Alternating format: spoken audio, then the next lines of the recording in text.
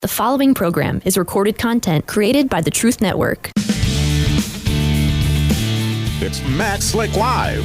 Matt is the founder and president of the Christian Apologetics Research Ministry, found online at CARM.org. When you have questions about Bible doctrines, turn to Matt Slick Live for answers. Taking your calls and responding to your questions at 877-207-2276. Here's Matt Slick. Everybody, welcome to the show. It is a nice February 2nd, 2024. And if you want to give me a call on this lovely Friday, all you have to do is dial 877-207-2276. I want to hear from you. Give me a call. And if you want, you can email me also. Just send your email to info@carm.org, info@carm.org. And you can put in the subject line, put in there, see radio question or radio comment, and get to them. Like this one right now, I'm just looking at one.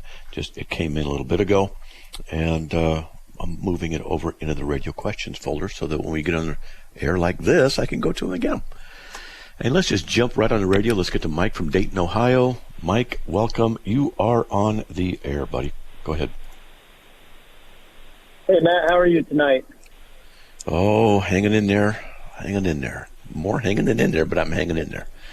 So what do you got? Indeed.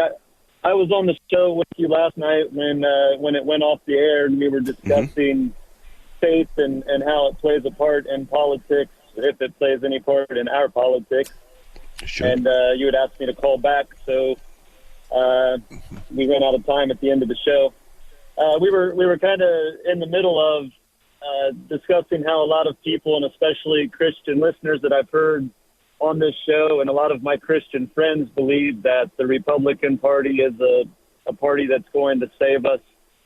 And I had brought up the point that I didn't believe that any of the political parties or pundits were going to help us in a broken system.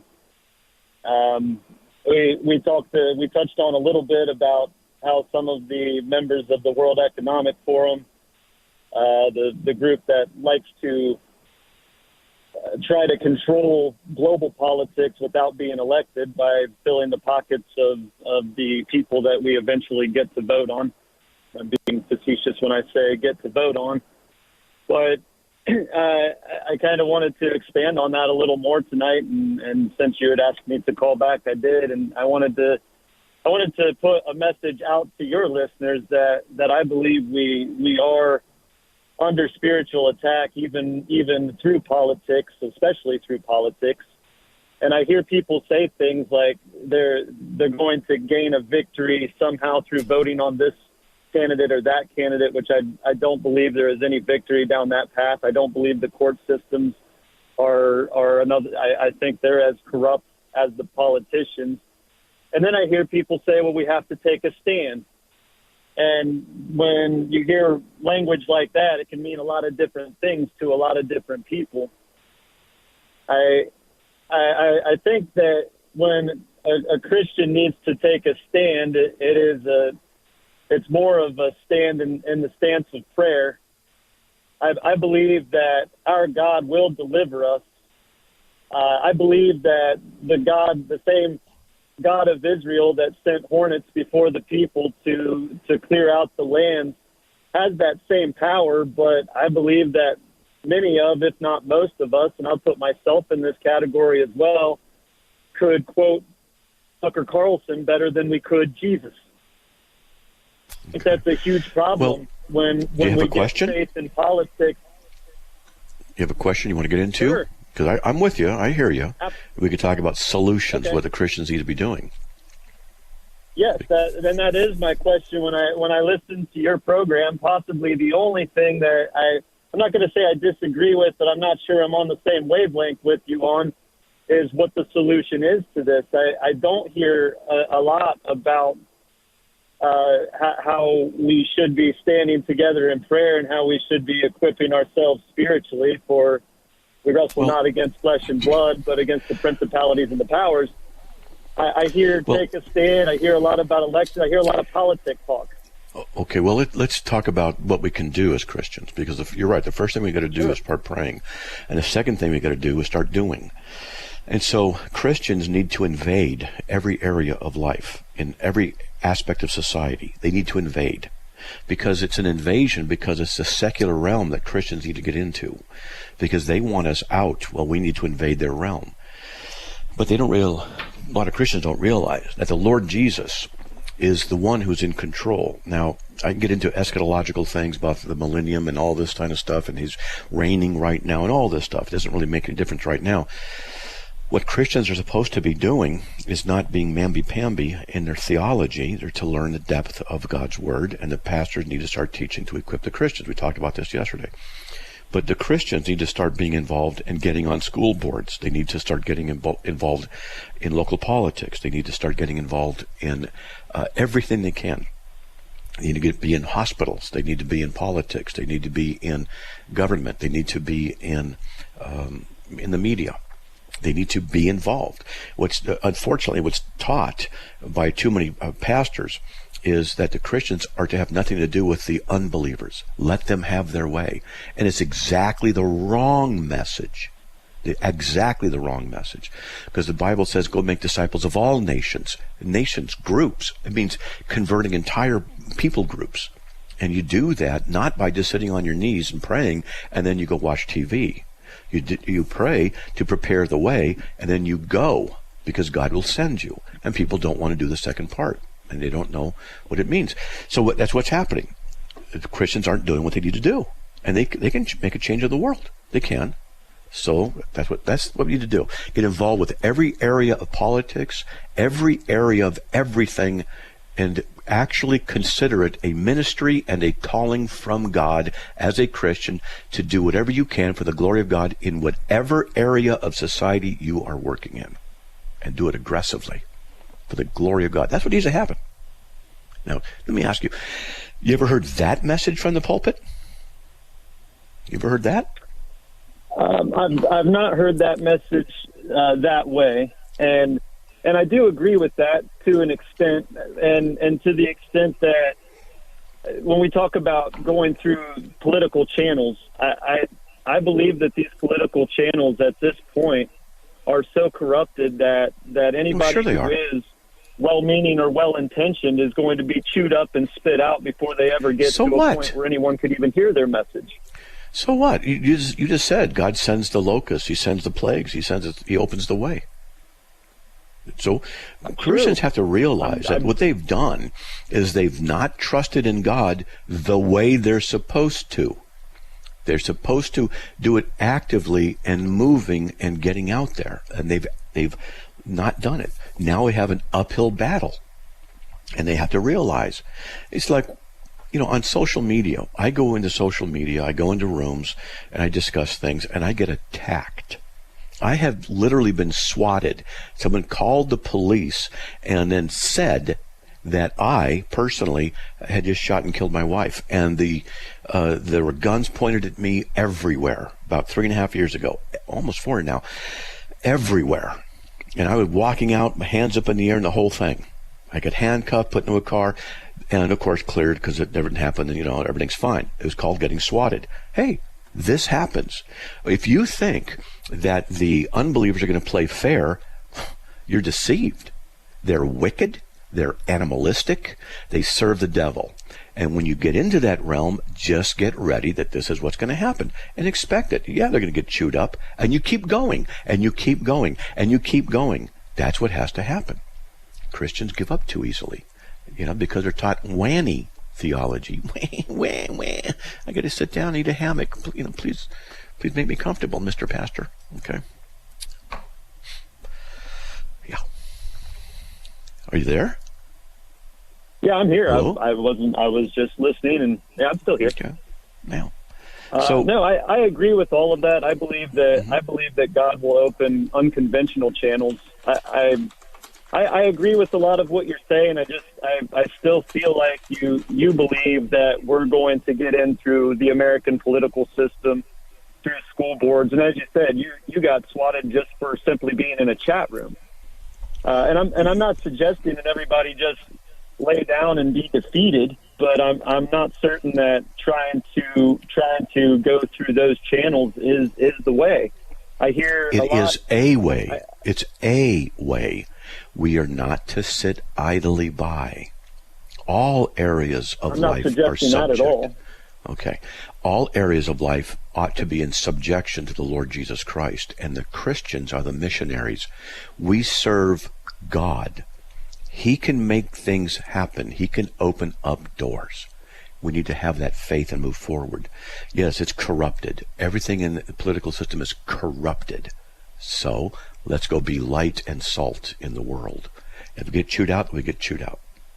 Or chewed up, we get chewed up. That's what happens. Sure. Okay? That's what we got to do. And I appreciate your time. I've enjoyed talking to you. I always enjoy your program. I've learned a lot from you, especially as it pertains to the Holy Trinity. I point to your resources a lot as I'm trying to explain that to other people. So I don't want this to come across as an attack on you in any way. Oh, no. I also feel like you have a big listenership, and I don't want people to be misled thinking that voting for the right or voting for the left in upcoming elections is going to be what takes us where we need to be, because I don't believe we have representatives currently who represent our faith. I certainly don't believe, as it comes down to a presidential election, there are any candidates who represent Christian beliefs. Well, be that as it may, we're to vote. And we certainly don't want the comrade regime of the Biden administration in. They're just lining their own pockets.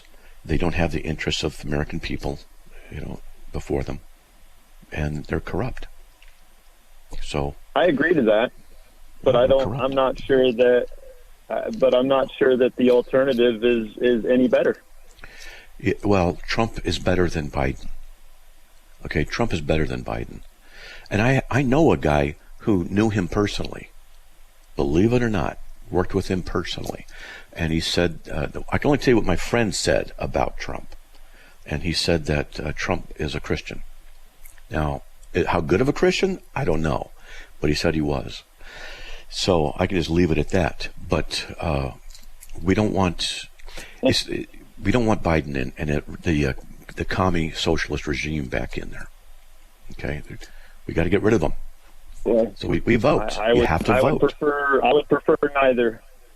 Well, okay, and I think that's where a lot of people stand. But the thing is, someone's going to be in there. Who do you not want in there?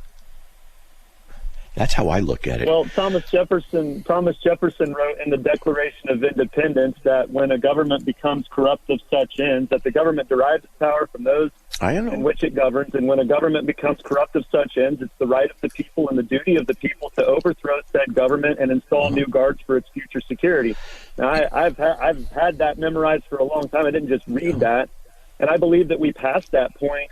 At least I'm only, as I said last night, I'm only 45 years old. But I believe we passed that point well before I was born. I believe our government had been corrupted beyond anybody's belief by the time I was born in 1978. So, well, here's the thing. We got a break. We got a break. I got you. We got a break. I got you. But there are other things we could talk about, but not on the air. Okay? There are other things behind the scenes, but we can't talk about it on the air. Hey, folks, got to go. Okay? So, folks, there's a break, and if you want, continue to listen. We'll be right back after these messages. Please stay tuned.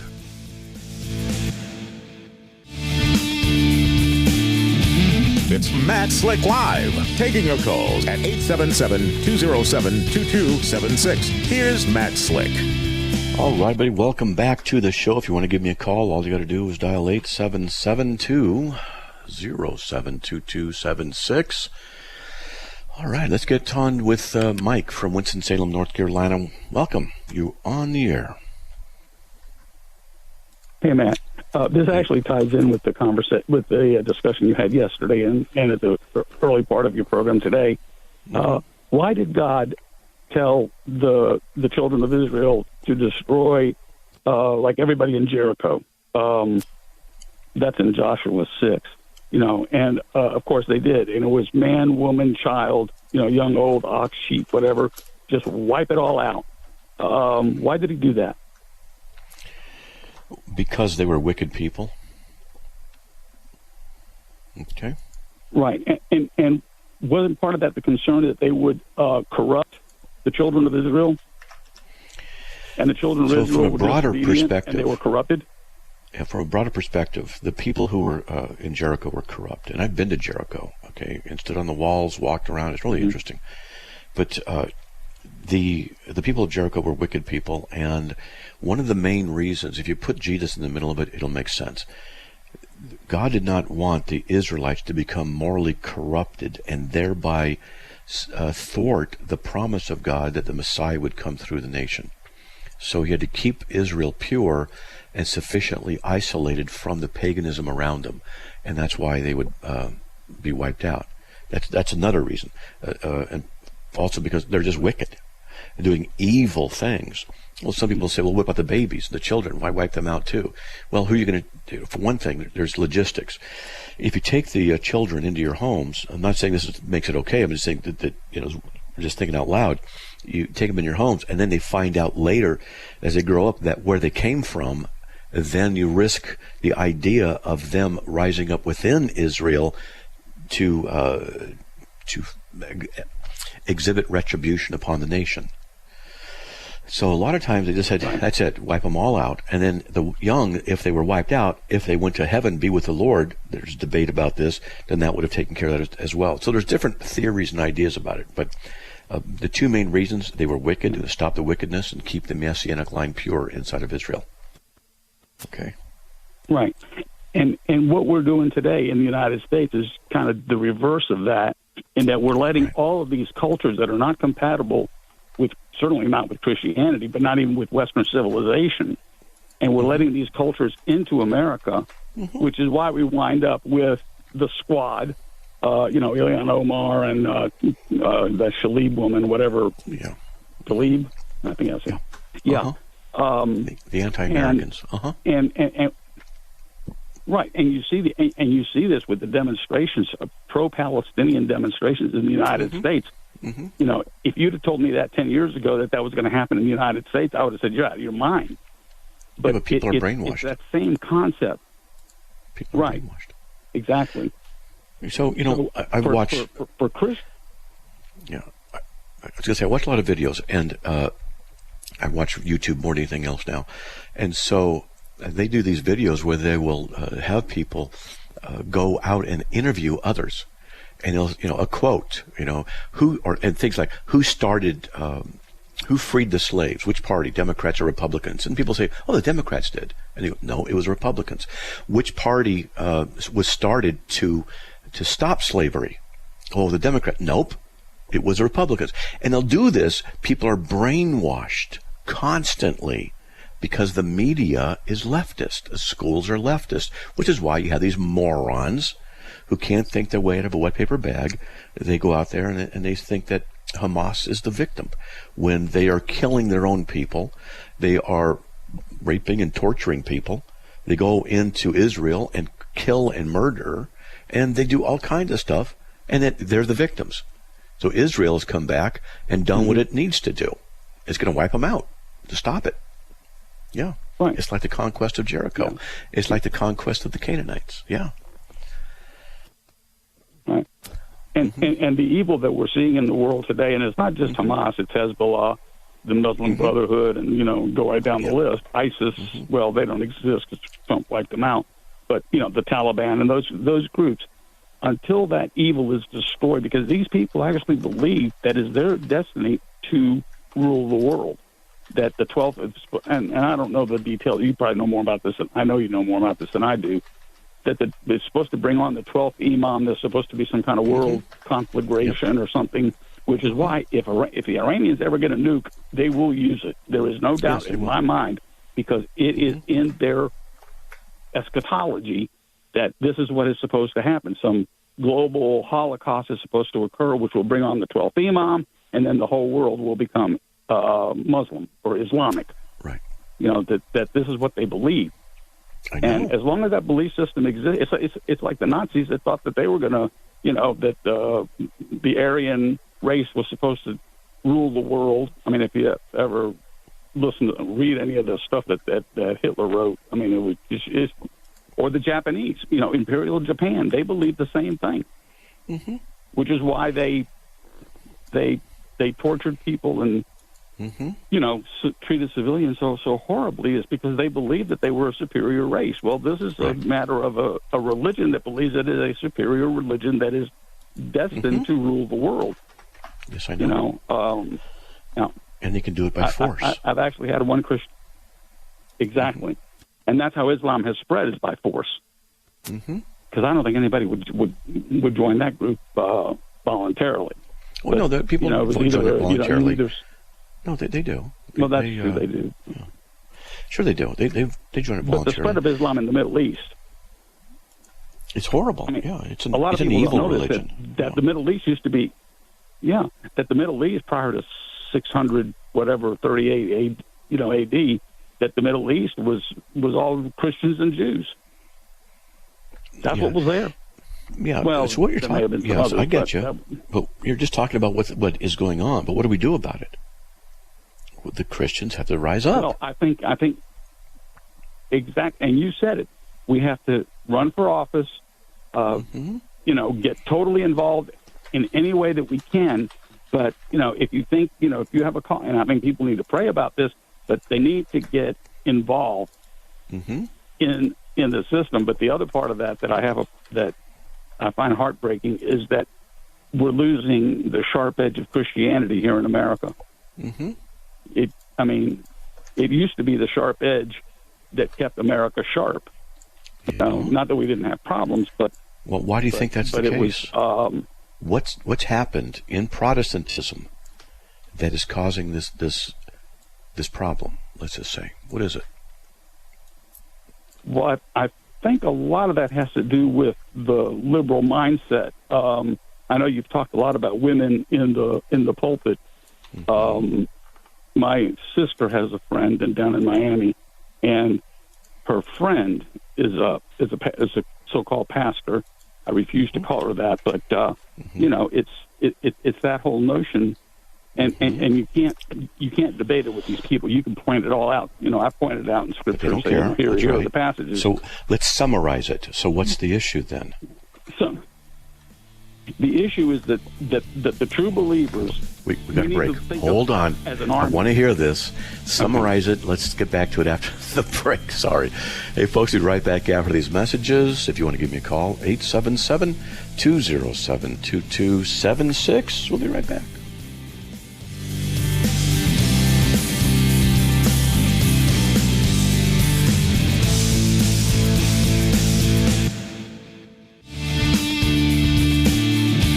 It's Matt Slick Live, taking your calls at 877-207-2276. Here's Matt Slick. Hey, everybody, welcome back to the show. All right, let's get back on with Mike. Okay, Mike, here you go. Yeah, I agree totally with you that we need to get involved in politics. We need to get involved and do what we can do. In places where they allow harvesting of ballots, then we need to get involved in harvesting of ballots. We need to, if we have to drive people out to the polls to vote, we need to do that. But the other thing we need to do is we need to accept whatever victories we can win. And sometimes that means the whole thing about accepting the lesser of two evils. I mean, Trump, I don't know if Trump's a Christian or not a Christian. It's not up to me to judge. But Trump in 2016 didn't give any indication of being, a man of God. But his administration was a whole lot friendlier towards and in the direction of what we believe than what we have now. So even though we may not, the guy you're voting for may not be, Mr. Perfect, if he's the guy, if it gives one more Republican vote in Washington, even though the guy may even be a rhino, then we have to take that win and then challenge him, primary him, push for those kinds of things, because wars are not won all at once. They're won little by chipping away at the enemy and breaking them down. And I think that's what we need to do. I agree. Too often when I talk to Christians, it's a matter of, it's all or nothing. Well, if that's your case, that it's going to be either all or nothing this election cycle, then it's going to be nothing. I mean, we're going to wind up empty-handed, and we cannot, and we have to fight them everywhere we can. Take them to court, and that is one place where I think Christians really have an opportunity, because these people violate Christian rights all the time, take them to court and drain them for everything we can. Yep. Well, if you've heard my idea that I had, which, you know, I'm nobody, but I think that there should be a national organization of conservatives, biblical too, but people who hold to the Constitution, and then everybody, you know, gives $25 a month to it, or whatever it is, you belong to it, and the money will be used for lawsuits and legal defense. And so, like on the first, you know, pick 1 month of a year. And every year is done this way. You know, whatever month it might be, September, October, whatever. And the first day of the first Monday of that month, everybody with the last name A, letter, to go to your local government office with signs you hold up, and you stand outside. We have people who've already got petition.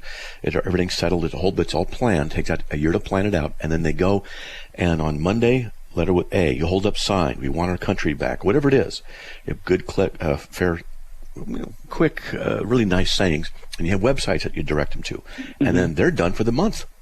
And the next day, people with last letter B, and you go do this. And you do this for 5 days. You're off on the weekend, and you do it again for the next week. And the next week, you go through the letter of the alphabet, and basically you take the whole month. And you do this kind of a thing all over the United States. All over at every capital, and you do it, you know, the capital in California, for example, is in Sacramento. Well, down in L.A., you just go to the mayor's office or whatever it is, or the courts, and, you know, peaceful and the whole bit. And when people get arrested, that money that goes in is used for their defense. And if anything bad happens, you just sue the bejeebers out of them. Just go for it. Right. And they want to play rough? Play rough.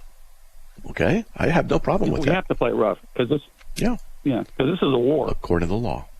And this is a war. Yeah, this is right. This is a war for the soul of the nation. And I don't mean a fighting, you know, shoot 'em up war, but that's the other. But I think it may turn into that in 9 months, because I keep thinking if Trump wins. Yeah, if Trump wins, I don't think the Democrats are going to take that line down. No, I wouldn't. And if the other guy wins, no, they'll want to do something to steal the election either way, and I know that they can do it different ways. So what needs to happen is we got to figure it out, and there are people who are far more competent than I am in this regard. I'm a theologian. I'm not a political activist. I don't know this stuff. I don't know those people's names. But I know that if we're unified, I know that we can accomplish a great thing. And I wish that there were people who would say, hey, that's a good idea, let's do that. You know, or once a week, whatever logically works. It takes a lot of work, but there are people out there who are in contact with conservatives who could donate millions of dollars and get competent people that they know about to arrange stuff like this, and they start doing something instead of sitting on our hands all the time hoping it gets better. It doesn't. It's not going to. Well, the churches did a lot to establish the United States, and they need to do a whole lot more to help preserve it. Yes, they do. That's right. Yeah.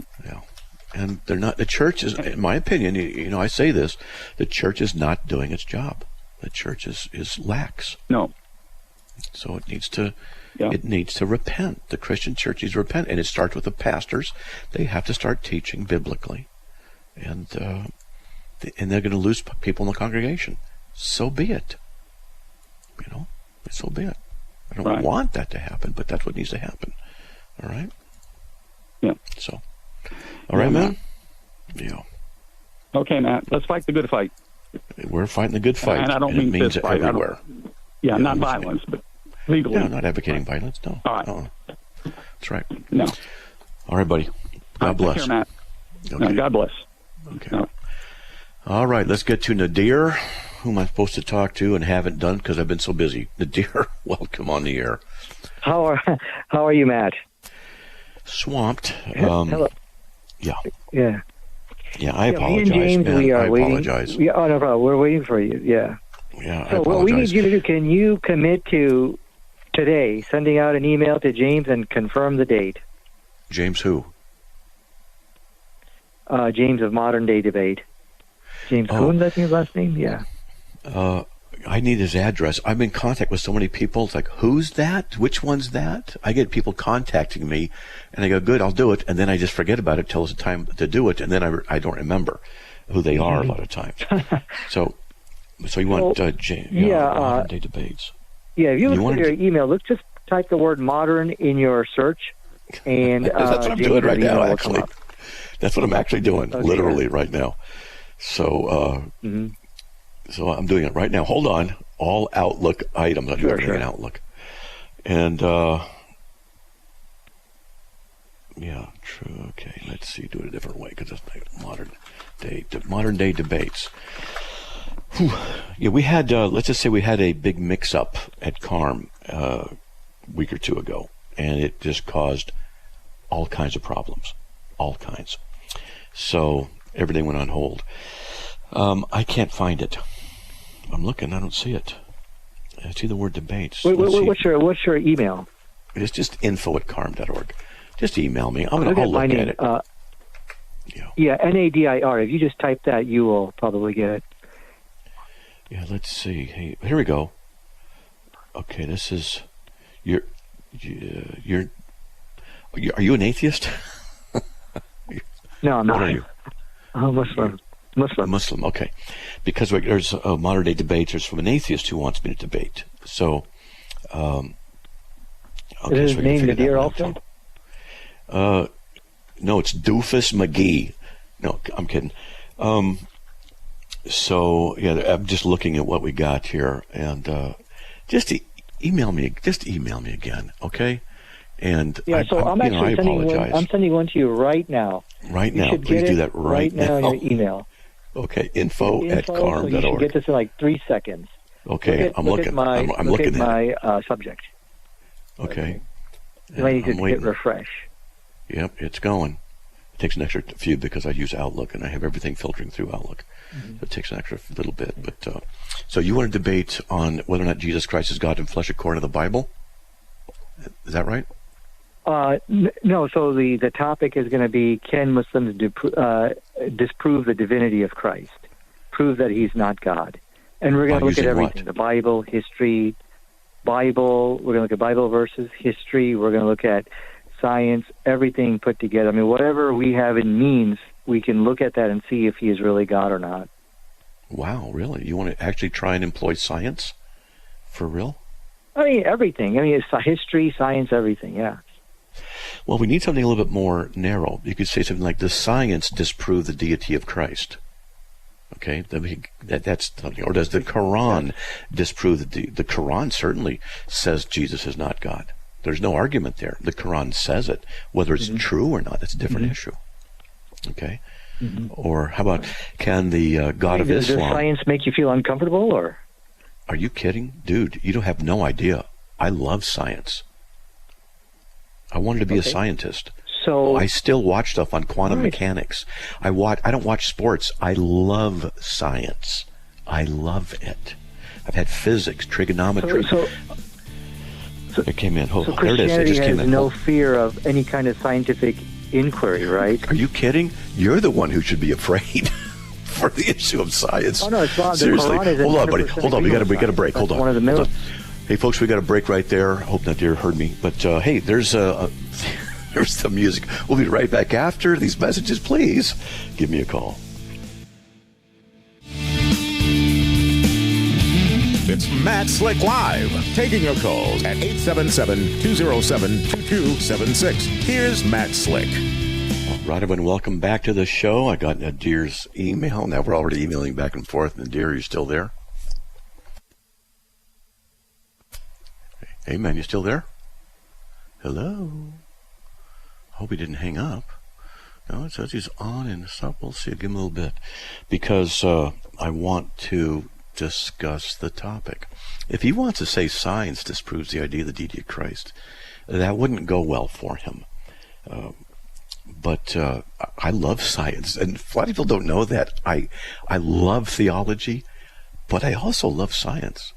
I really do. I took all of the math and science stuff in high school, such that I was exempt from any science and math in college. Just exempt. I took all the advanced classes, and they said they were advanced classes in the high school. And we had 2,000 students in our high school class. And the teachers invented, just to do it, a physics class, and they only invited maybe 25 people from the entire 2,000 in, and I was one of the ones that was invited and took the class and got an A in it. And it was not easy. I remember working on one problem for 2 days, a mathematics, physics-related problem for 2 days, just on paper, and solved it. But so I love science. I love the philosophy of science too, and what science is capable of and what it's not capable of. All right, Nadir, you still there? Yeah, thank you. I'm here. So, since you love science so much, maybe we could have a debate on does the Bible have scientific errors in it? Let's just say it did, hypothetically. Does that prove that the Bible's false? Let's just say, does it? So if there's scientific errors in it, it would be very problematic. But what would disprove the Bible is that one of the miracles of Islam is that it actually corrects the scientific errors of the Bible. So that is amazing. What? And if that's the case, then the Bible's gone. Well, they can prove the Quran's Quran false. Corrects the scientific errors. No, it doesn't correct anything. It makes mistakes. See, the Quran says in Surah 482, if there's anything wrong in the Quran, it's not from Allah, right? That's what the Quran says, Surah 42. Right? Yeah. See, this is the problem. Maybe you have a logical problem. Let me show you. You have a logical problem.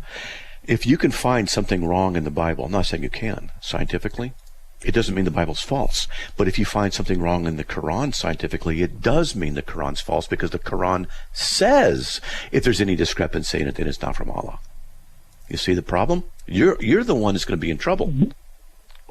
That's fine. The Islam in the Quran is in complete harmony with modern science. It's one of the many miracles. So we have no problem there. I got a question. Here we go. Where's a man's seed formed in a body? Be polite on the air, but you know where it's formed, right?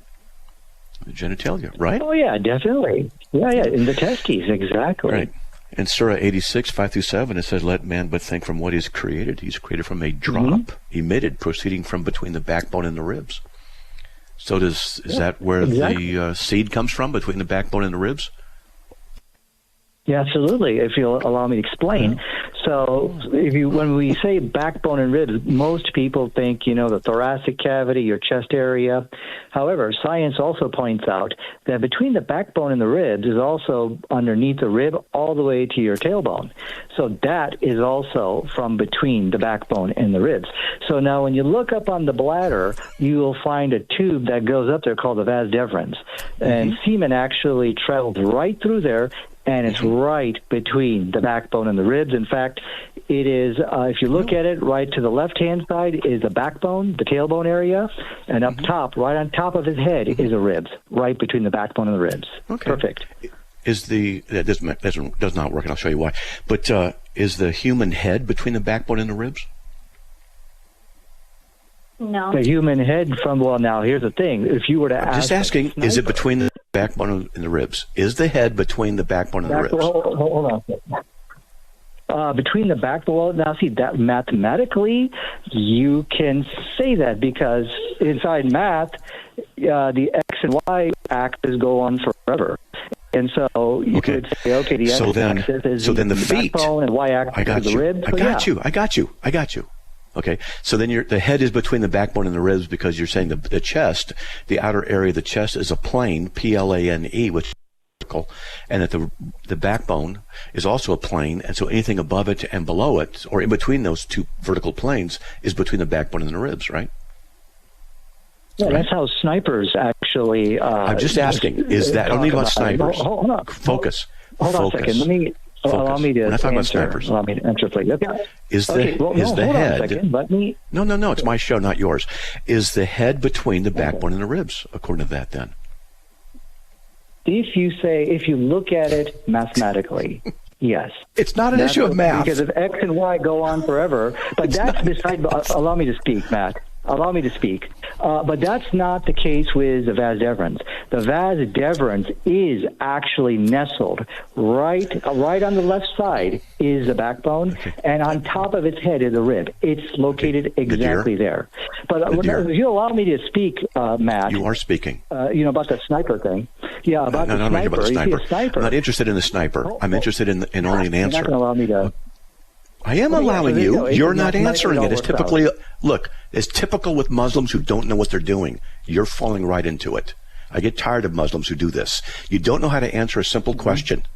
You have to go on and try and dominate every conversation you're in. I'm not going to permit you to do that. I simply ask you a question, trying to set you up for a fall because I know your answer. I know what the Muslims say about this. I know the excuses they try and make in order to get the Quran to fit, because Muhammad didn't know what he was doing. He did not know. He put superstition in the Quran, and you guys stretch backward and forward to try and make it fit. So I'm asking you a question. So do you want to go by planes? I took physics. I love physics. So the plane goes up vertically and infinitely, correct? Before the chest and at the backbone. Is that correct? I guess so, yeah. And it goes left and right infinitely as well, right? By planes, 3 points to find a plane. Yeah. Right? They go on infinitely. Yeah. So then, 100 feet to my right is a tree, which happens to be between the two planes. So is the tree between my backbone and my ribs, according to your logic? I'm having a hard time visualizing it. Yes, because you're not thinking correctly. You don't know the issue of physics. It's not an issue of mathematics, unless you want to use math to describe the physics. Okay, so is the human head between the backbone, is the human head between the backbone and the ribs? The actual, okay, so if let's take math out of it and let's just say where the backbone ends, it ends at the neck. So in that case, no. Okay, so no. Are the feet between the backbone and the ribs? Now the feet is a different story, because like I told you, if you allow me to give the sniper example. No, I'm not interested in I don't want, look, I'm not interested in the sniper thing. I'm only interested in focusing on the anatomy. Yes. Okay. Yes, so you will anatomy. Have to say yes to that. The feet, everything is between the backbone and the ribs. Yes, because if you wanted, if you have a target that's 15 meter. Okay. You said yes. That's the answer. Yes. But you said the head is not between the backbone and the ribs, but the feet are. How do you reconcile that problem? I would say if you look at the actual feet, it is right between the backbones and the ribs because, well, actually, okay, going back to the example which you were saying, like if I were to let's say we just cut off and we don't allow X and Y to go on forever. If we were to look at it from that perspective, then yes. So I guess from that perspective, sure. But if we allow X and Y to go on forever, then it is between. But if you look at the vas deferens, if you look at a picture of it, it is nestled right between the backbone and the ribs. I think maybe you need to pull up a picture of it. I have a picture right now in front of me on the screen. Anatomy of male pelvic area. It's right between the backbone and the ribs. No, it's not. The ribs are up high.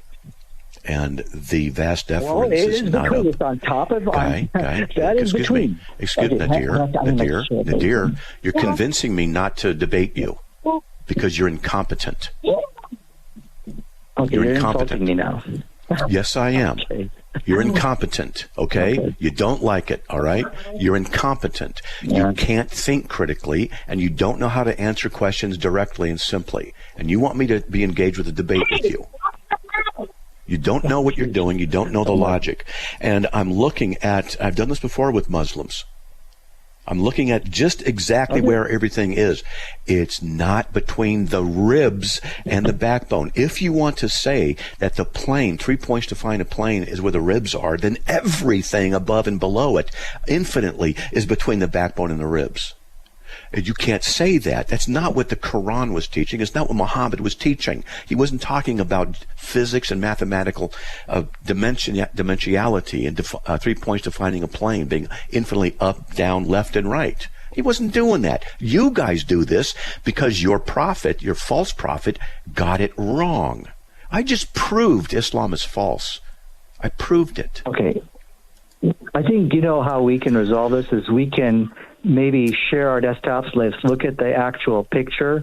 And I think once we get a picture between the both of us, and then we can resolve this, Matt. And we'll see, does it reside between the backbone and the ribs, if that's okay with you? Well, I tell you what, just so you know, I actually had a vasectomy.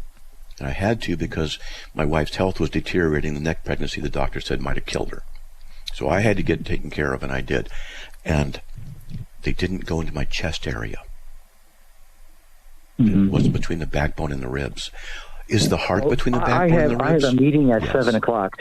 Hey, I have a meeting at 7 o'clock, so I have to take off in a minute here. But I tell you what, you're not we could continue this. Maybe we could share our desktops, look at a screen, and we could look at this. Goodbye.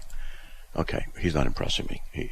So a lot of times, folks, Muslims want to debate me, and this is what they do. They can't think critically. They're completely irrational. They don't know how to be logical. Let me explain something. So that, we're almost out of time. A plane is defined by 3 points in space, and it's vertical. And if you want to say that the testes are between the chest, the outer edge of the chest, and the back edge of the back, and that it's like two plates, two doors that are on your front and your back. Those are flat surfaces. They go up, 1,000 feet, down 1,000 feet, left and right. And everything between those planes then is between the backbone and the ribs. If that's the case, then he's got a point. But is that what's being spoken about? Of course not, because then the clouds above us and the dirt below us is between the backbone and the ribs. That's not what he's talking about. It doesn't make any sense to say that. So it can't be that it's a plane geometry that he's talking about. It has to be a location and anatomically between the backbone and the ribs. And the ribs are in the upper area of the chest. That's where it is. And the testes are not. It's just flat out wrong. The Quran got it wrong, among other things. It's embarrassingly bad for Muslims. But you can see the irrationality that they go through to try and make things make sense. And Alberto, we don't have time for you. Sorry, buddy. Alberto from Georgia. And another thing, folks, I can show other problems in the Quran. I've debated Muslims so many times, and he's typical of what they do. They don't think critically. Well, only one, Jake Breckentella, he thinks critically. He's the only Muslim I've ever met who can actually think critically. That I've met. I'm not saying others can't. All right, folks, there you go. May the Lord bless you. I hope you guys had a good time listening. Maybe it's a little bit too obstreperous, but that's just how it goes. And I hope you have a good weekend. By God's grace, we'll be back on the air on Monday, and Lord willing, we'll talk to you then. We'll see you. God bless. Bye.